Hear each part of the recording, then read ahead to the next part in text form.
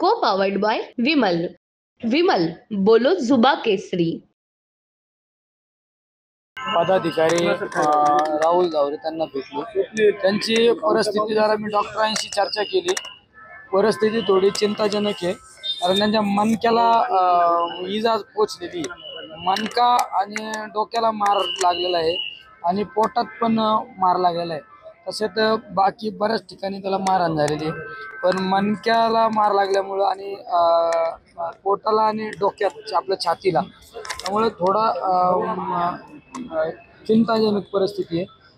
व्हेंटिलेटरवर घेतलेलं आहे त्यांना, तर पाहू परिस्थिती. हल्ला करणारे नेमके कोण होते सर? हल्ला करणारे ते त्यांचे नाव पण दिलेत. आता राजकारण हा खेळ आहे. तुम्हाला विजयश्री प्राप्त झाल्यानंतर सुद्धा ती पचवता आली पाहिजे आणि पराभव झाल्यानंतर सुद्धा तो पचवता आला पाहिजे.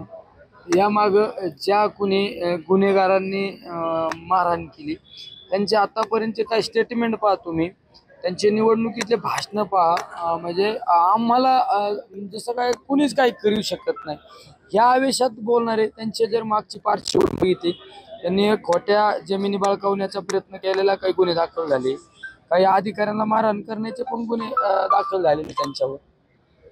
त्यामुळं गुन्हेगार तो गुन्हेगार, त्याच्यावर कारवाई झाली पाहिजे, ही आमची भूमिका आहे. कार्यकर्त्यांना तर माझी विनंती आहे, शांतता ठेवली पाहिजे, कुठला कायदा हातात घेतला नाही पाहिजे आणि पोलीस प्रशासन असो किंवा शासकीय यंत्रणेला कुठला आपल्यामुळं त्रास होईल असं कुठलं वक्तव्य किंवा कृत्य केलं नाही पाहिजे.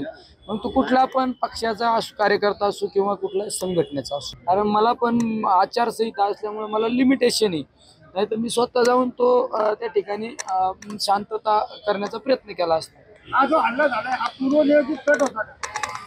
पूर्ण नियोजित कट होता का कसा कट होता हे मला तरी काही आता अद्यापर्यंत माहिती नाही सध्याच्या परिस्थितीमध्ये. नाही, समर्थक कुठला असू का कुणी पण असू, आपण जे कृत्य घडलं ते चुकीचं आहे. म्हणजे त्याला कुठला राजकीय रंग देणं पण चुकीचं आहे.